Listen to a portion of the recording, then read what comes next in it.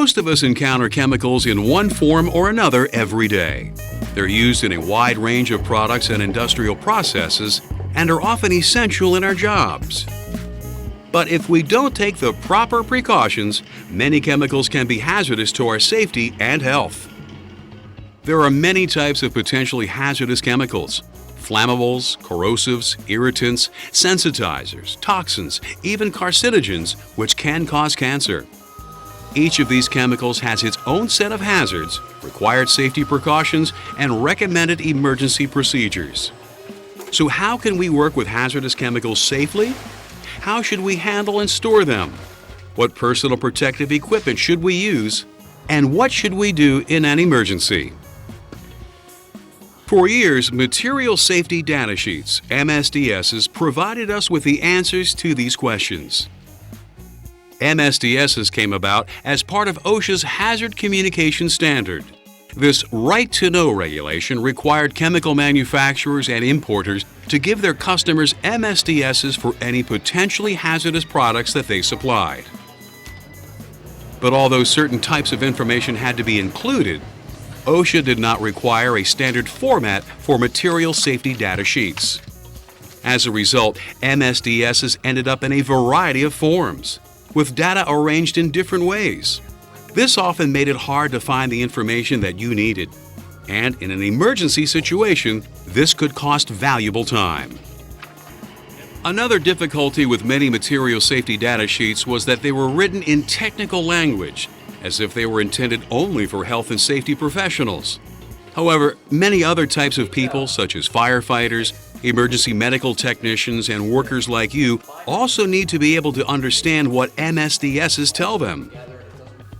To address these problems, OSHA has adopted the Globally Harmonized System of Classification and Labeling of Chemicals, GHS for short, into the HAZCOM standard.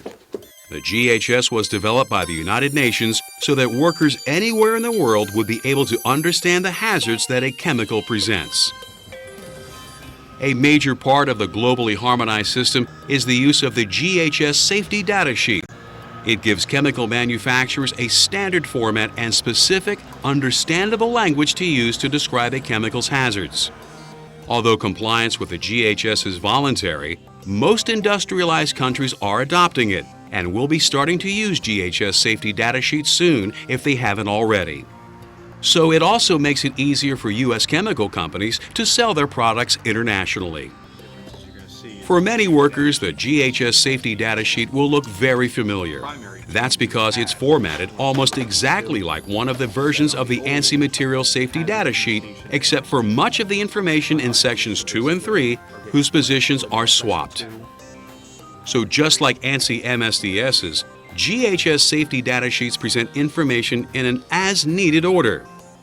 The chemical's identity, its hazards, and some emergency instructions are provided up front for quick and easy access. Basic safety information is presented next in easy-to-understand language. Supporting technical data, as well as information for health and safety professionals, is provided later in the SDS. Safety data sheets are designed to answer 4 basic questions that anyone who encounters a chemical might have. What is the material and what are its hazards? What should I do if a problem occurs when I'm working with this material? What precautions should I take to prevent problems when I work with this material? And finally, is there anything else I should know about this material? Each of these questions is answered by one or more sections of the safety data sheet. For example, sections 1, 2, and 3 provide answers to the first question: what is the material and what are its hazards? Section 1 of the SDS identifies the material using the standard GHS product identifier. You'll find the same product identifier on both the SDS and the chemical's container label. Section 1 also lists the name, address, and telephone number of the chemical's manufacturer, importer, or distributor. This is provided in case you have questions about the SDS or the material itself.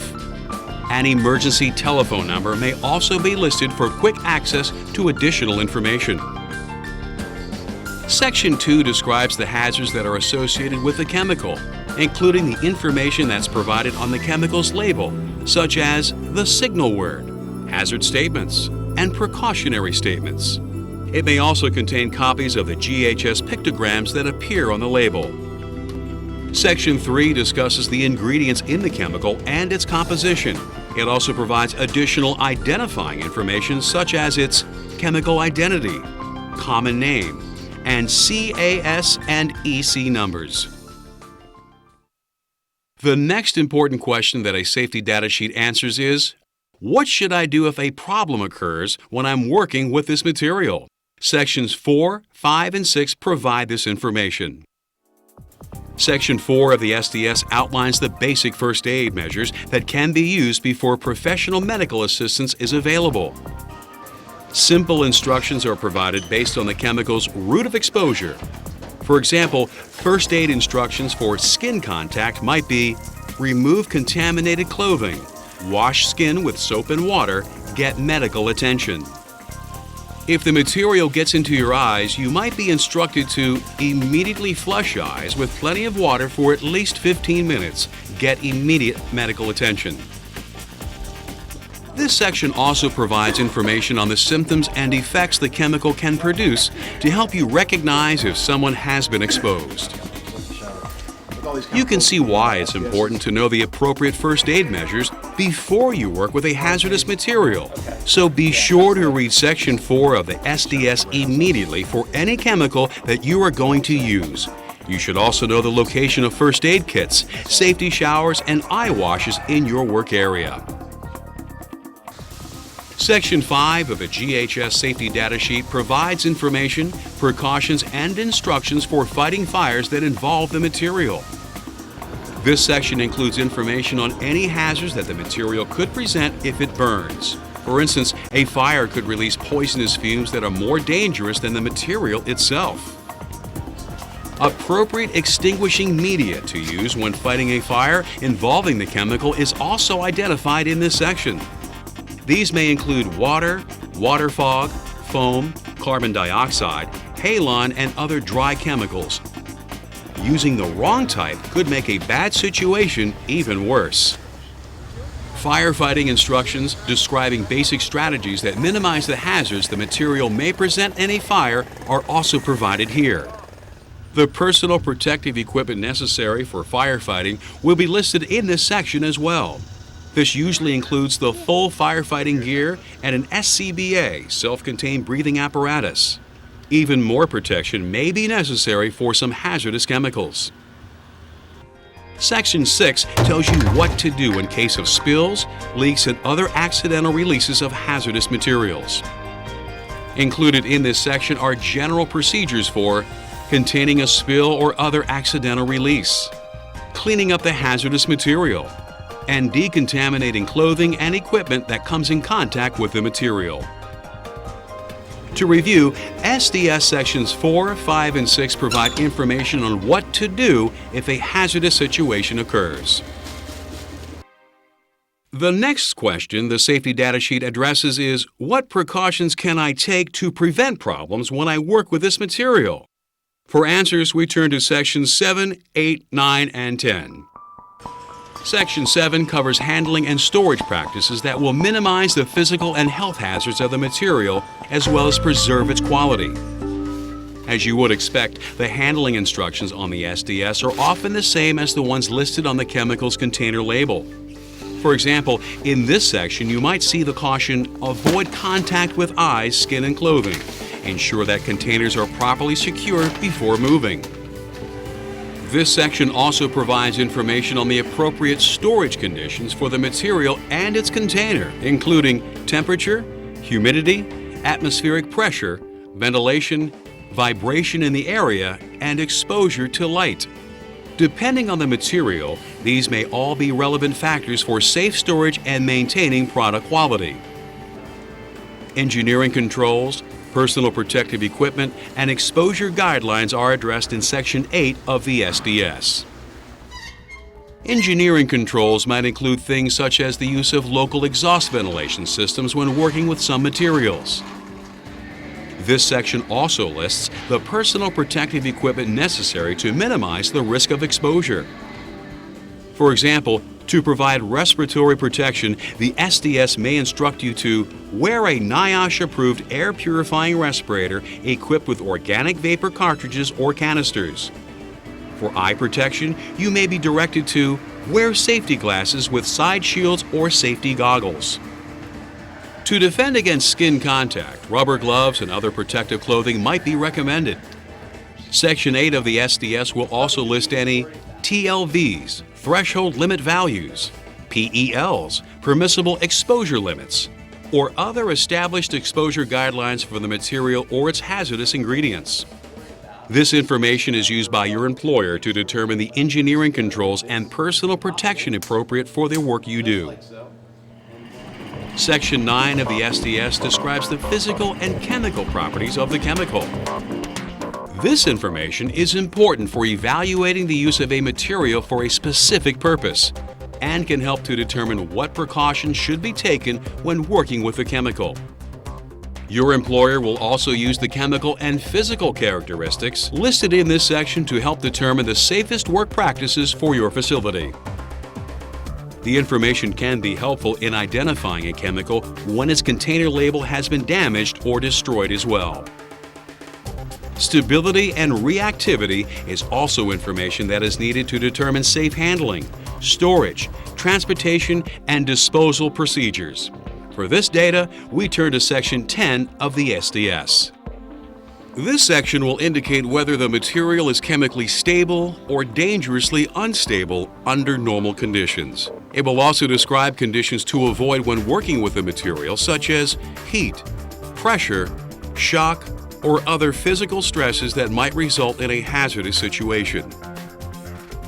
If the material might react with another substance to create a hazardous situation, such as poisonous vapors, a fire, or an explosion, this incompatibility will be listed as well. This section of the SDS also addresses any hazards that could be produced as a result of oxidation, heating, decomposition, polymerization, or other chemical reactions. Remember, Sections 7, 8, 9, and 10 provide the information necessary to prevent hazardous situations from occurring. This brings us to the fourth question the GHS safety data sheet is designed to answer. Is there anything else I should know about this material? This information can be found in Sections 11 through 16. Most workers use this information under the guidance of health and safety professionals, such as industrial hygienists, environmental managers, and safety directors.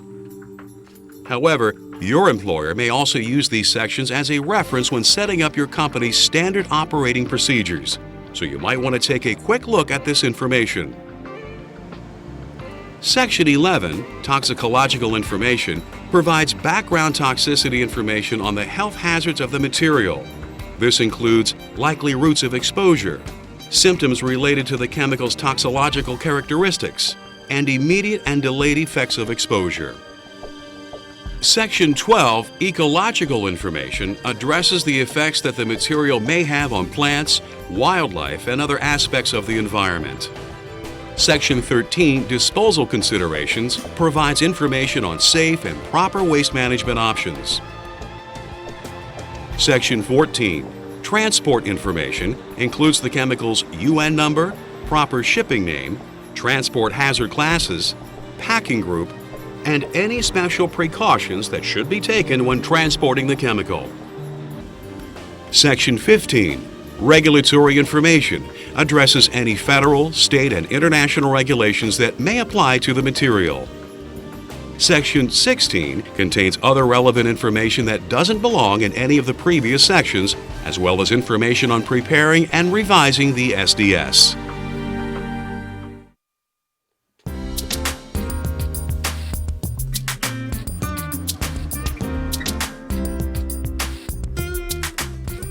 GHS safety data sheets are a valuable tool for working with hazardous chemicals. So make sure you know where the safety data sheets are kept in your workplace. Let's review. Take the time to become familiar with the SDSs for the materials that you may encounter. Read them before you work with hazardous chemicals. Consult them from time to time while you work. and always know where you can find them in case of an emergency. For specific information on the work that your company does with hazardous chemicals, consult your Hazard Communication Program, Standard Operating Procedures, and Emergency Plans.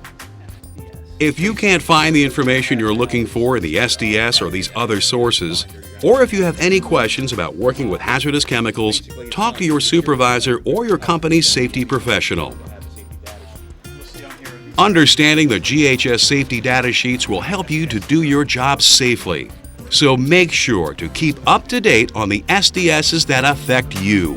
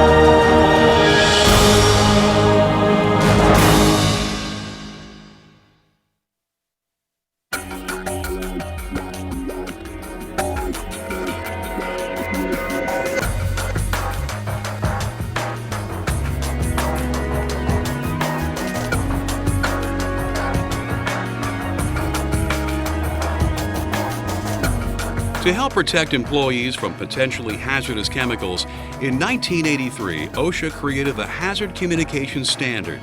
The purpose of the standard was to ensure hazards of all chemicals produced or imported are evaluated and details regarding their hazards transmitted to employers and employees. Now, for the first time since it was implemented, the Hazard Communication Standard is undergoing some significant changes. OSHA is incorporating the globally harmonized system of classification and labeling of chemicals, GHS for short, into the standard. The GHS was developed by the United Nations with the help of hazard communication experts from many countries and organizations. Its aim is to help standardize the way chemical information is provided anywhere in the world. One of the major things that the GHS changes in the Hazard Communication Standard is how containers of potentially hazardous chemicals should be labeled. When OSHA originally created the standard, it was performance-based. This meant that while the standard described what companies needed to accomplish, it left them free to decide exactly how they would do it. For container labels, OSHA told manufacturers and distributors of potentially hazardous chemicals what type of information should appear on their labels, but left the question of how to convey that information up to the individual companies. As a result, a number of different types of labeling systems were created, the most common being the National Fire Protection Association, NFPA system, and the Hazardous Materials Information System, HMIS. And there have even been differences in the descriptions and symbols that government agencies such as the Department of Transportation and OSHA have used in their labeling and placarding systems. What the GHS does is to specify exactly how this information should be depicted and presented on labels and placards. As part of this effort to make the information that appears on labels more specific, the GHS establishes both hazard classes and hazard categories. Many of the hazard classes are divided into categories, which often reflect the relative severity of the hazard. Much of this information ends up appearing on container labels. In addition to standardizing information and symbols, there was another challenge to creating the GHS labeling system. The labels had to convey information to workers around the world who speak many different languages. As a result, GHS labels use a combination of pictograms and text to convey information. There are 6 major pieces of information on a GHS label: a product or chemical identifier, a supplier identifier, hazard pictograms, a signal word, hazard statements, and precautionary information. Some of these are text elements and some are visual. Let's look at each one in more detail. While GHS labels do not have to use a specific text format, the GHS does have a recommended order and positioning of the text elements on the label. The product chemical identifier appears at the top of the GHS label. It's simply the name of the chemical as it appears on the safety data sheet, and most likely as it has appeared on the product's MSDS. The next element on the label is the chemical's signal word. There are two standard signal words that are used in the GHS system: warning and danger, depending on how severe a chemical's hazards are. Appearing next on a GHS label is the hazard statement. As we've discussed, the GHS includes a set of standardized hazard statements. These are used based on a chemical's class and category. They can be found in the GHS Purple Book. The next element on the label is the chemical's precautionary statement. This is typically the bulk of the text on the label. There are 4 types of information in a precautionary statement dealing with exposure prevention, how to respond in case of a spill or exposure, safe storage practices, and how to dispose of the chemical. The last element of text on a GHS label is the supplier identifier. This is the name, address, and telephone number, including the country code of the producer or distributor of the chemical. The only visual elements on a GHS label are the pictograms that apply to that class and category of chemical. Like the hazard statements, the pictograms reflect any health, physical, and environmental hazard information that is applicable to the chemical based on its GHS hazard class and category. There are 9 standard pictograms that are used in the GHS. The first is a health hazard pictogram, the image of a person's upper body with a star inside it that indicates that the chemical's hazards may be carcinogenicity, mutagenicity, reproductive toxicity, respiratory sensitivity, target organ toxicity, or aspiration toxicity. A flame indicates that the chemical's hazards may be flammable, pyrophoric, self-heating, emits flammable gas, self-reactive, or an organic peroxide. An exclamation point indicates that the chemical may be a skin or eye irritant, a skin sensitizer, or acutely toxic, have narcotic effects, be a respiratory tract irritant, or be hazardous to the ozone layer. A picture of a gas cylinder indicates that the chemical is a gas under pressure.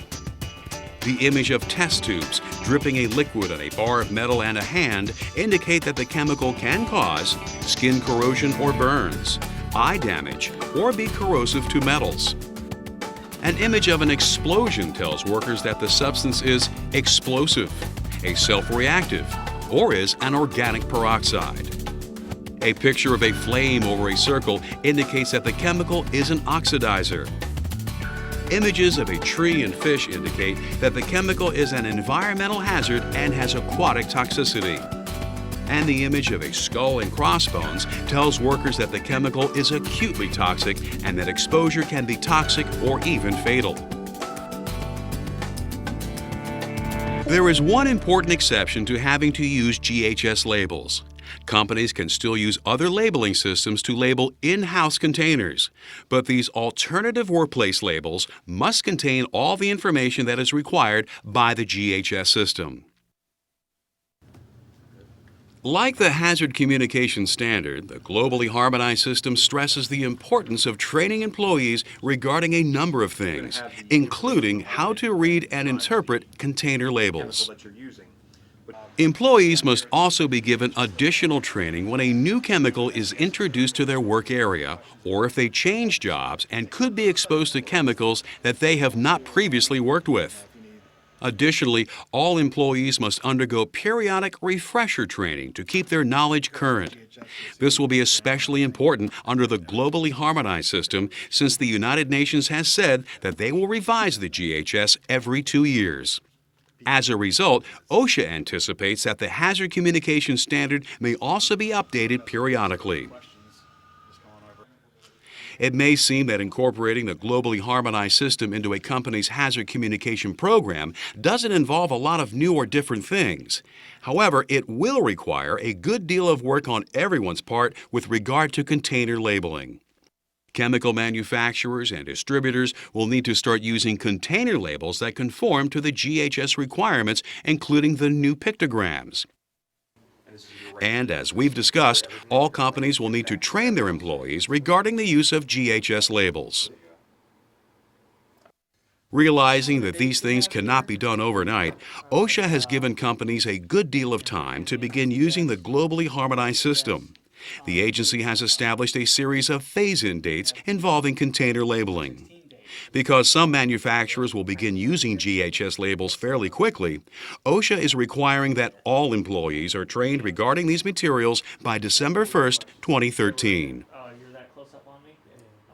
By June 1, 2015, companies must be in compliance with all of the provisions that the GHS adds to the HAZCOM standard, except that chemical distributors can continue to ship containers of chemicals labeled with old types of warning labels until December 1st of that year. By June 1, 2016, users of potentially hazardous chemicals must have updated any alternative workplace labeling that they are using, as well as incorporated information about GHS labeling into their written hazard communication programs. They must also provide employees with any additional training about chemicals that have newly identified physical or health hazards based on GHS criteria. During these phase-in times, companies are permitted to use either their current approaches to complying with the HAZCOM standard or the new GHS approaches. The globally harmonized system standardizes the labeling of chemicals worldwide. Let's review. GHS labels contain very specific information about the chemicals they represent.